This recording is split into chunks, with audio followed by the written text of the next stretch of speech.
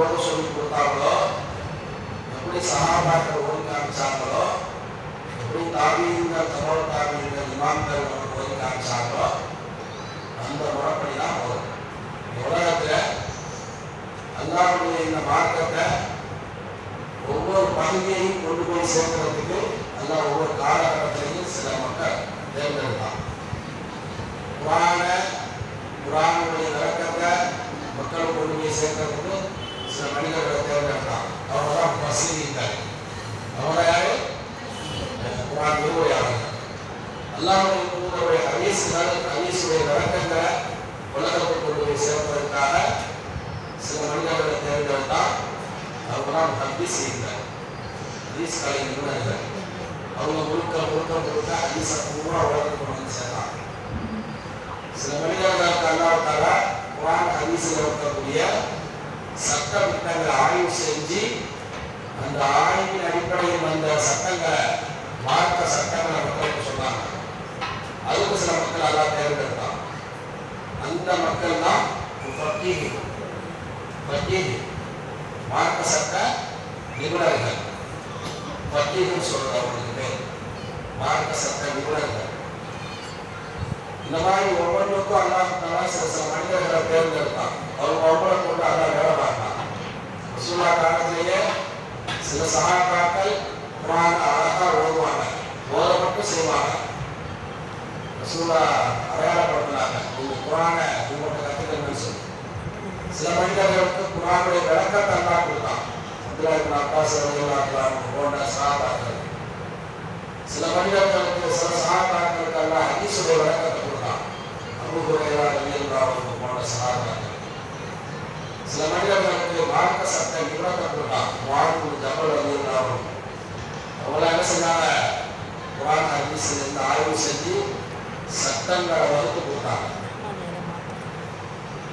அந்த மாதிரி ஒவ்வொன்றையும் அல்லாஹ் தஆலா அவருடைய இந்த தீன், அவருடைய இந்த இல்மு உலகமெல்லாம் பரவணும் நிலச்சிருந்ததுக்காக சில மனிதர்கள் அல்லாஹ் தேர்ந்தெடுத்தான்.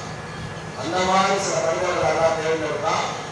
அவங்க குர்ஆனை எப்படி ஓதுறது, குர்ஆனை எப்படி ஓதுறது, எப்படி ஓதுனா அதுக்கு நன்மை கிடைக்கும், எப்படி ஓதுனா அது பாவமா மாறிடும் அப்படின்னு சொல்லி சட்டங்களை வகுத்து கொடுத்தாங்க. அந்த சட்டங்களை வகுத்து தந்த இமாம்கள் தான் காரிகள். அவங்க தான் குர்ஆனை எப்படி ஓதணும்னு சொல்லி நமக்கு வகுப்படுத்தி தந்தாங்க. இந்த சட்டங்களுக்கு பேர் தான் தஜ்வீத். தஜ்வீத்னா குர்ஆனை எப்படி ஓதுறது அப்படின்னு சொல்லி நமக்கு சட்டங்களை வகுத்து கொடுத்தாங்க. அது வந்து எப்படி ஆரம்பிச்சோ, எப்படி ஓதுனாங்க, ஓத சொன்னாங்க, அப்படி ஓதணும். எப்படி ஓதுனாங்க, ஓத சொன்னாங்கன்னு தெரிஞ்சுக்கிறதுக்கு தான் அதெல்லாம் படிக்கணும். தஜ்வீத் படிக்கணும், தஜ்வீத் சட்டங்களை படிக்கணும். தஜ்வீத் அப்படின்னு சொன்னாங்க முறையாக செய்வது, சரியாக செய்வது அப்படின்னு அர்த்தம். வெறும் தஜ்வீதுடைய கிதாபை படிக்கிறது, தஜ்வீதுடைய சட்டத்தை படிக்கிறது மட்டும் முக்கியம் இல்லை. படித்த பின்னால ஒரு ஆயத்தை எடுத்து அந்த சட்டத்தின்படி ஓடி பார்க்கணும். அந்த மாதிரி நீங்க குர்ஆன்ல சட்டத்தின்படி ஓதக்கூடிய ஒரு ஆயத்து நீ ஒரு இஷ்டத்துக்கு ஓதக்கூடிய 1000 ஆயத்தை விட சிறந்தது. 1000 ஆயத்தை விட என்ன செஞ்சாங்க, முழு குர்ஆன் ஓதிச்சிட்டாங்க. எப்படி? எந்த சட்டமும் இல்லாம அவங்க இஷ்டத்துக்கு. ஒருத்தர் இன்னாகத்தை மட்டும்தான் ஓடுனாரு, அந்த முழுவதும் மட்டும்தான் ஓடுனாரு. எப்படி? சட்டத்தின்படி எப்படி ஓதணுமோ அந்த ஓதின்படி தான். இப்போ எது முறையாக ஓதப்பட்டுச்சோ அதான் ஏற்றுக்கிறோம். ஏன்னா அல்லாஹ் குர்ஆன்ல என்ன சொல்றான்? எவ்வளவுக்கும் ஐயுக்கும் அக்ஸர் வாங்கலாம். உங்களை அழகான அமல் செய்தவர்கள் யார்? ஒரு அமலை செய்தவங்க யாருன்னு பார்க்கல, அந்த அமலை அழகாக செய்வது யாருன்னு தான் பார்க்கலாம். அதுக்காகவே மௌத்தையும் ஹயாத்தையும் நான் படைத்தேன்னு சொன்னான் குர்ஆன். இஸ்லாத்துல வந்து எதையும் அழகா செய்யணும், தெளிவா செய்யணும். அதுக்கு தான் அல்லாஹ்விடத்துல மதிப்பு இருக்கு, அதுக்கு தான் அல்லாஹ்விடத்துல சிறப்பு இருக்கு. எந்த ஒரு விஷயத்தையும் சரி, எந்த ஒரு அமலையும் வந்து அந்த முறையாக செய்யணும். அந்த முறையாக செய்வதற்கு பேர் தான் எது? முறையாக செய்வதற்கு பேர் தான் எது? தஜ்வீத் சட்டம். படிங்க. தஜ்வீதுடைய சட்டத்தை முறையா தெரிஞ்சு ஓதணும். முதல்ல என்ன செய்யணும்? சட்டத்தை தெரிஞ்சுக்கணும். பிறகு அந்த சட்டத்தின்படி பயிற்சி எடுக்கணும். ஒவ்வொரு எழுத்தையும் குர்ஆன்ல எத்தனை எழுத்துக்கள் இருக்கிறதோ ஒவ்வொரு எழுத்துக்களையுமே அந்தந்த சட்டத்தின்படி பயிற்சி எடுக்கணும். முதல்ல உலகத்துல பயிற்சி எடுக்காம உலகத்துல எதுவுமே நடக்கிறது இல்லை. பயிற்சி இல்லாம எந்த காரியத்தை செஞ்சாலும் அந்த காரியம் வெற்றி அடையாது. அந்த அடிப்படையில தான் திருக்குர்ஆனை நீங்க மதரசால மற்ற பாடங்கள்ல கூட முன்ன ஆனா பிரச்சனை இல்லை. ஆனா குர்ஆனை தெளிவா ஓதணும்னு சொன்னா எந்த ஓதி எந்த பிரயோஜனமும் கிடையாது. இந்த ஓதி எந்த பிரயோஜனமும் கிடையாது. அதனால குர்ஆனை ஓதுறதுக்கு முன்னால இந்த சட்டத்தை படிக்கணும். சட்டத்தின்படி என்ன செய்யணும்? பயிற்சி எடுக்கணும். இந்த அடிப்படையில் தான் இப்போ நம்ம இதுவரைக்கும் என்ன செஞ்சவங்களுக்கு குர்ஆனுடைய சிறப்பு என்ன, குர்ஆனுடைய மகத்துவம் என்ன, குர்ஆன் ஓதுனா எவ்வளோ நன்மை இருக்குது, குர்ஆனை அழகா ஓதுறதுக்கு எல்லா இடத்துலையும் எவ்வளோ சிறப்பு இருக்குது, எந்தெந்த இடத்துல எவ்வளோ கவனமாக ஓதணும், ஒரு ஜபரோ சேரோ பேஷோ லேசாக மாறி போயிட்டா அதனால எவ்வளோ பெரிய அர்த்தங்கள் மாறுபடுது. அல்லாஹ் அப்படின்னு சொல்றது பதிலா அல்லாஹ்னு சொல்லிட்டா என்ன அர்த்தமே மாறுபடுது. அதனால நன்மைக்கு பதிலாக பாவம் தொழுகை நாட்டு போனா அந்த தொழுகையே என்ன ஆயிரும்? மசாலா போயிடும். தொழுகை கூடாது. தொழுகை கொடுக்கக்கூடிய காரியங்கள் அவங்க என்ன தஜ்வீதுக்கு மாற்றமாக குர்ஆனுடைய வசனங்களை ஓதுறது. அப்படி ஓதுனா அதுதான் தவறு இருக்குது. இப்போ அடுத்த பாடம் என்ன இருக்குது?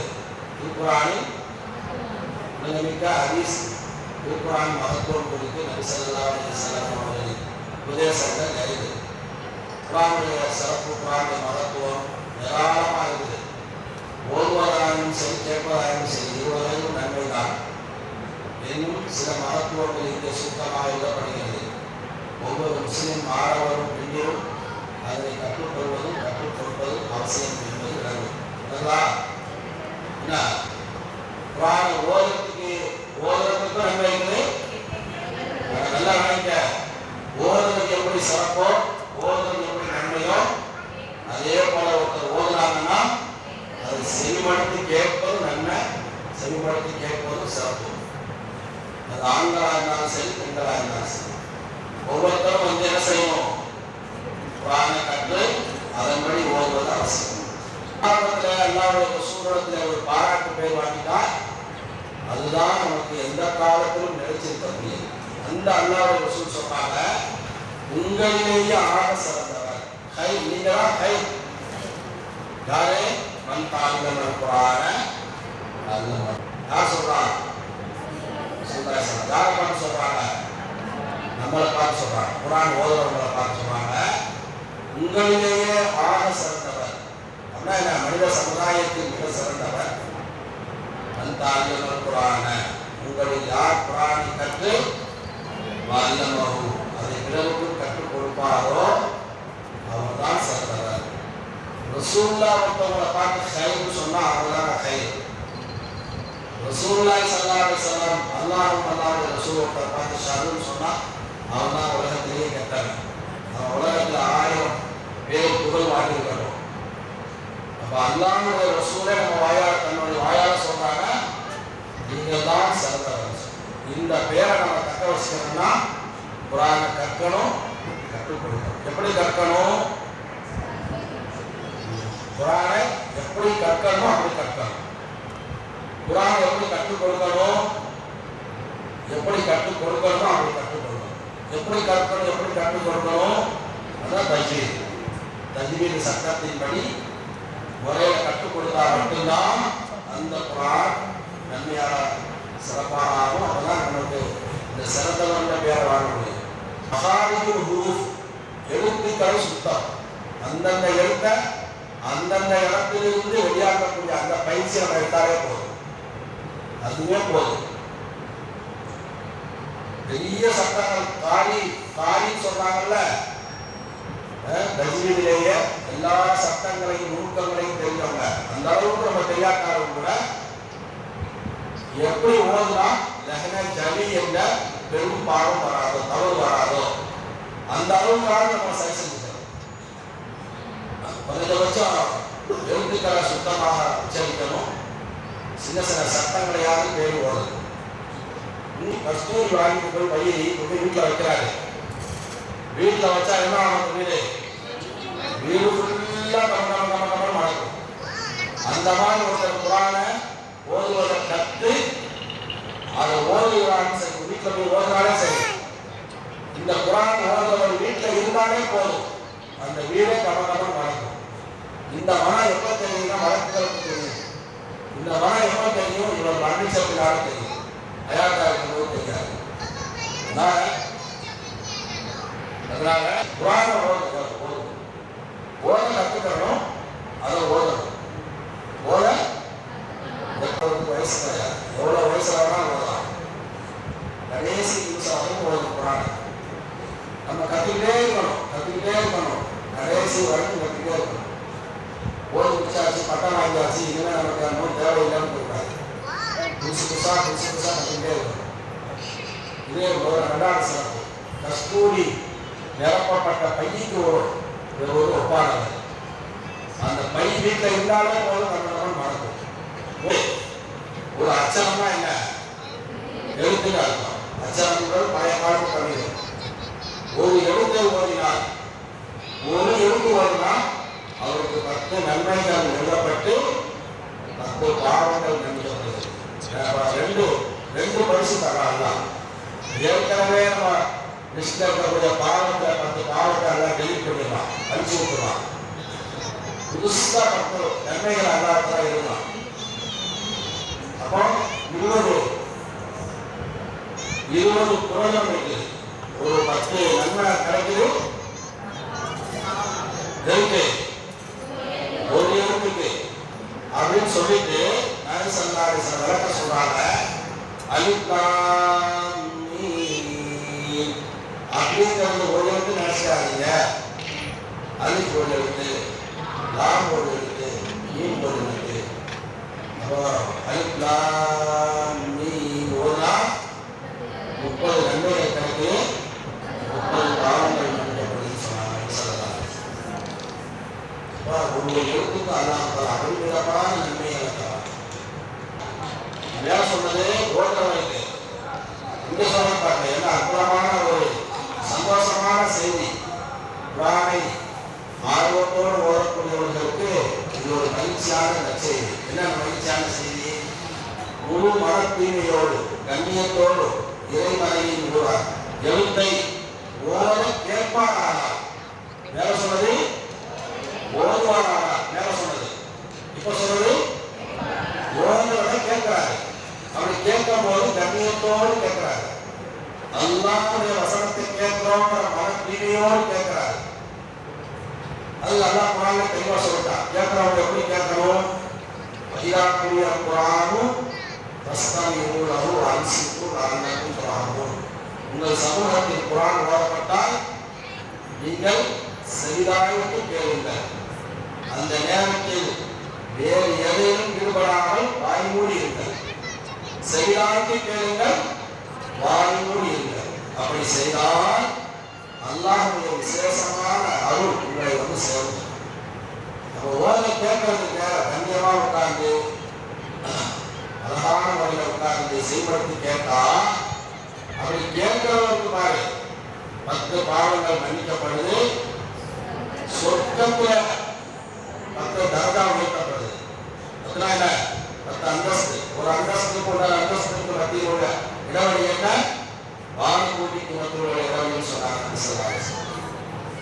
ஒரு இடைவெளிக்கு இன்னொரு இடைவெளிக்கு உள்ள வித்தியாசம் வானூட்டிக்கு மத்தியில் உள்ள வித்தியாசம். அந்த மாதிரி 10 அந்தஸ்து உயர்த்தப்படுது, 10 நன்மைகள் கிடைக்குது. யாருக்கு? கேட்கறது. அப்போ ஓதுனாலும் நன்மை, கேட்டாலும் நன்மை. தொழுகையில் ஒரு எழுத்து ஓதினால் 50 நன்மைகள் கிடைக்கும், 50 பாவங்கள் நன்மைகள். தொழுகையில் இன்பு கொண்டு ஓதினால் 100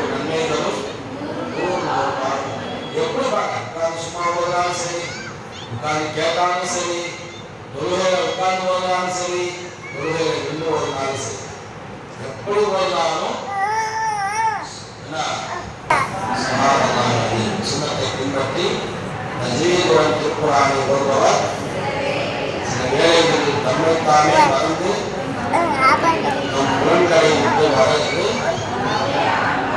ஆன்மாவை அல்லாஹ் தஆலாவை நன்கு அறிவித்துக் கொண்டு அவருடைய சன்னிதானத்துக்கு மிக மிக அருகில் கொண்டு விடுவார்.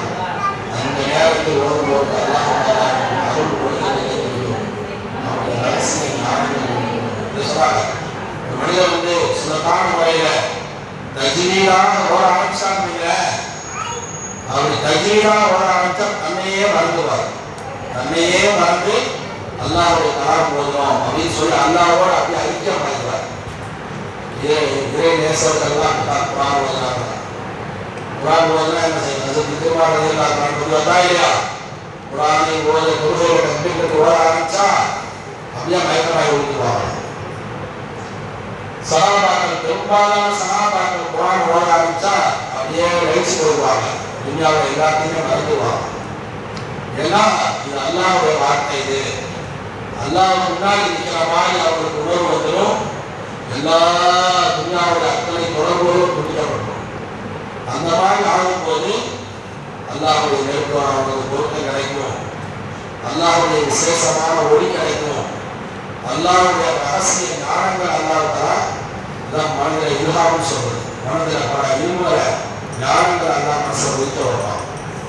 அப்போ தஜ்வீதோட ஓதுற காரணத்தினால என்ன கிடைக்குதுன்னு சொன்னா நீங்க அல்லாஹ்வோட ஐக்கியமாயிருங்க. அல்லாஹ்வோட ஐக்கியமாகி முழுசா அல்லாஹ்வுடைய சன்னிதானத்திலே தன்னை முற்றிலுமாக அர்ப்பணித்துக் கொண்டு அல்லாஹ்வுடைய மிக நெருக்கம் நமக்கு கிடைச்சது. அப்போ அந்த வகையில அல்லாஹ்வுடைய அன்பு நெருக்கம் கிடைக்கணும்னா நம்ம என்ன செய்யணும்? குர்ஆனை தஜ்வீதோட ஓதணும், முறையோடு ஓதணும். அப்படி ஓதுனா அல்லாஹ்வுடைய சிறப்பு, அல்லாஹ்வுடைய அந்தஸ்து, மரியாதை நமக்கு கிடைக்கும். இதை இந்த குர்ஆனுடைய சிறப்பு நமக்கு சொல்லித்தரும். அடுத்த பாடம் தஜ்வீது முக்கியத்துவம். தஜ்வீது கலை அப்படிங்கிறது எவ்வளவு முக்கியத்துவம் வாய்ந்தது அப்படின்னு சொல்றாங்க. குர்ஆனை தஜ்வீதுடன் முறைப்படி ஓடுவது வரலாறு ஒவ்வொருவரும் மீதும் கட்டாய கடமை. வரலாறுன்னு சொன்னா கட்டாய கடமைக்கு வரலாறுன்னு சொல்றது. இப்படி அறிவாள கொள்கைக்கு தான் இருக்கலாம். ஒரு முஸ்லிமான ஆண் பெண் மீது கட்டாய கடமை. ரமலான் காலத்து நோன்பு, அது மாதிரி ஹஜ்ஜி, ஜகாத்து இதெல்லாம் எப்படி கட்டாய கடமையோ இதுதான் வரலாறுன்னு சொல்றது. வரலாறுன்னா என்ன? ஒவ்வொரு முஸ்லிமின் மீதும் அவர்கள் மீது தனித்தனியா கடமை. யார் அதை நிறைவேற்றுறாங்களோ அவங்க குற்றவாளியாக ஆக மாட்டாங்க, பாவியாக ஆக மாட்டாங்க. யாரெல்லாம் நிறைவேற்றலையோ அவங்க ஒவ்வொருத்தரும் பாவியாக இருக்கும். அப்புறம் என்னன்னா தஜ்வீத் சட்டத்தை படிக்கிறது, தஜ்வீத் சட்டத்தின்படி ஓதுறது ஒவ்வொரு முஸ்லிமான ஆணின் மீதும் பெண்ணின் மீதும் கட்டாய கடமை. தொழுகை மாதிரி, நோன்பு மாதிரி. வர்ண கிஃபாயான்னு ஒன்று இருக்கும். வர்ண கிஃபாயானா என்னன்னா ஒவ்வொருத்தருக்குமே கட்டாய கடமை இல்லை. அந்த சட்டத்தை அந்த ஊர்ல உள்ள ஒரு சில நபர்கள் செஞ்சா போதும். அவங்க எல்லாருடைய கடமையும் நீக்கும். ஆனா செஞ்சவங்களுக்கு அல்ல, செய்யாதவங்களுக்கு குற்றம் இல்லை, அவங்க மேல பாவம் இல்லை. இதான் பரல கிஃபாயாவுக்கும் பரல ஐனுக்குள்ள வித்தியாசம். பரல ஐன்னு சொன்னா ஒவ்வொரு விஷயம் ஏன் மேல ஓ மேல எத்தனை பேர் இருக்கிறோமோ ஒவ்வொருத்தர் மீதும் கட்டாய கடமை. தஜ்வீதின் படி ஓதுறது, தஜ்வீத் படிக்கிறதுங்கிறது கட்டாய கடமை. யார் படிக்கிறாங்களோ அவங்களுக்கு நன்மையும் இன்னும் கடமையும் தீரும். யார் படிக்கலையோ அவங்க குற்றவாளி ஆகுவாங்க, பாவி ஆகுவாங்க. அதனால ஒவ்வொரு தஜ்வீத் படி குர்ஆனை ஓதுறது எவ்வளவு முக்கியமோ அதை விட முக்கியமானது எது? அதை தஜ்வீதை கற்றுக்கிட்டு ஓதுறது. இது ஒவ்வொரு முஸ்லிமின் மீதும் கட்டாய கடமை. வரல ஐந்து திருக்குர்ஆனை தஜ்வீதுடன் ஓதுவது வரல ஐந்தாகும். தஜ்வீதுடைய கல்வியை இனிமை படிப்பது வரல கிஃபாயா. சில நாள் படிக்க வேண்டும். சக்தி இருந்தும் குர்ஆனுடைய வார்த்தைகளை சரியாக மொழியாதவர் பாவி ஆவார். என்ன சொல்றாங்க? படி ஓதுறது வரல ஆயிடுது. ஆனா அந்த தஜ்வீத் சட்டத்தை படிச்சுக்கிறது வரல கிஃபாயா. நீ சட்டமே தெரியாதா கூட செல்வடியா கேட்டாலும் ஓதிக்கணும். செல்வடியா கேட்டாலும் ஓதிக்கணும். ஓதும் போது தஜ்வீத் பண்ணா ஓதணும். சட்டத்தை படிக்கிறது அப்படிங்கிறது ஊர்ல உள்ள ஒரு சிலராக படிச்சு வச்சுக்கணும். அதனாலதான் இஸ்லாம் மாசாக்களை மட்டும் மத்தம் மாசாக்களை மட்டும் நம்ம அதை வந்து பாடமா வச்சுக்கணும். தஜ்வீத் படி ஓதுறது பரவாயில்ல ஆயிடுது. தஜ்வீதுடைய சட்டத்தை படிக்கிறது இல்ல படிக்கிறது சிலராக படிச்சிருக்கோம். இப்ப ஒருத்தருக்கு என்ன சக்தி இருந்தும் ஷி ஜி அவர் கொஞ்சம் பயிற்சி எடுத்தாருன்னா வந்துடும். ஆனா பயிற்சி எடுக்காம அவர் இஷ்டத்துக்கு ஓடுனாருன்னா இந்த மனிதர் பாதி ஆகிட்டார். ஒரு மனிதர் பயிற்சி எடுக்கிறாரு இத்தனையோ எடுக்கிறாரு, எல்லா முயற்சியும் செய்யறாரு. ஆனா கை வரமாட்டேங்குது அப்படின்னா இவர் பாதியில் சேர மாட்டார். ஏன்? எல்லா முயற்சி எடுத்தாரு, ஆனா அவருக்கு வரல. அப்ப முயற்சி எடுத்து வரலன்னு சொன்னா அவர் பாதியில் ஆக மாட்டார். முயற்சியே எடுக்கல, எனக்கு வரமாட்டேங்குது, எனக்கெல்லாம் இந்த வயசுக்கு மேல எங்க வரப்போகுது அப்படின்னு இவராக ஒரு யோசனை பண்ணிட்டு இப்படி விட்டுட்டாருன்னா இந்த மனிதர் பாதியாக எந்தெந்த எழுத்தை எப்படி உச்சரிக்கணுமோ அந்த எழுத்தை அந்த உச்சரிக்கணும். திருக்குறான் அல்லாஹ் அருளும் போது தஜ்வீதுடன் தான் இறங்கியதா? அடுத்த கேள்வி யாராவது கேட்கிறாங்க. திருக்குறான் தஜ்வீத் ஓதுன்னு சொன்னீங்களே, குரான் அல்லாஹ் தஜ்வீதோட தான் இறக்கி வச்சாரான்னு சொல்லலாம். தஜ்வீத் பிரகாரமே இறங்கியது. மேலும் திருக்குறானை சரியாக திருத்தமாக ஓதுங்கள் என அல்லாஹ் கட்டளையிட்டார். அதுக்கு என்ன ஆதாரம்? வரத்திலில் குர்ஆன தர்தீலா, குர்ஆனை சரியாக திருத்தமாக நிறுத்தி ஓதுங்கள் அல்லாஹ் குர்ஆன்ல சொல்லிட்டான். அதனால குர்ஆன் அப்படித்தான் ஓதணும். என்ன ஒத்தரவும் மாத்த எஸ்ஸாமின் குர்ஆன் ஆயத்துங்க உங்களுக்கு எவ்வளவு முடியுமோ அவ்வளவு ஓதுங்கன்னு சொல்றான். ஒத்தரவும் மாத்த எஸ்ஸா குர்ஆனில் எது உங்களுக்கு இலகுவானதோ அதை ஓதுங்கன்னு சொல்றான். அது என்ன அதோட அர்த்தம் என்ன? தொழுகையில் என்று ஓதும் போது உங்களால் எவ்வளவு ஓத முடியுமோ அவ்வளவு ஓதி கொள்ளுங்கள் அர்த்தம். அதுக்கு இப்படி அர்த்தம் வச்சுக்கூடாது. உங்களுக்கு எப்படியெல்லாம் ஓத வருதோ அப்படியெல்லாம் ஓதுங்கிற அர்த்தம் வச்சுக்கூடாது. பத்திரம் பார்த்த அர்த்தம் என்ன? குர்ஆனில் எது லேசோ அதை ஓதுங்கன்னா எப்படி உங்களுக்கு ஆயிரம் வந்து அப்படி ஓதுங்க அர்த்தம் இல்லை. அப்படி வந்தால் ரத்தியும் குர்ஆன கருத்தில் ஆயிரத்துக்கு குரானா போயிடும். அல்லாஹ் குர்ஆன்ல ஒரு இடத்துல சொல்றான், அதை முறையாக திருத்தமாக நிறுத்தி ஓதுங்கன்னு சொல்றான். இதே முஸ்லிமுடைய ஆரம்பத்தில் வருது. அதே முஸ்லிமுடைய கடைசியில் அல்லாஹ் சொல்றான், குர்ஆன் குர்ஆனிலிருந்து உங்களுக்கு எது இலகுவானது அதை ஓதுங்கன்னா இங்க அர்த்தம் வேற, அங்க அர்த்தம் வேற. இங்க இலகுவானது ஓதுங்கன்னா என்ன அர்த்தம்? உங்களுக்கு எது தெரியுமோ, எந்த சூறா தெரியுமோ அதை ஓதுங்க, அல்லது எவ்வளவு ஓத வருமோ அதை ஓதுங்க. எவ்வளவு ஓத முடியுமோ ஓதுங்க, எது தெரியுமோ ஓதுங்க. ஆனா எப்படி ஓதணும் அது வேற ஆயிரத்துல அல்லாஹ் சொல்றான். அது நிறுத்திதான் ஓதணும்.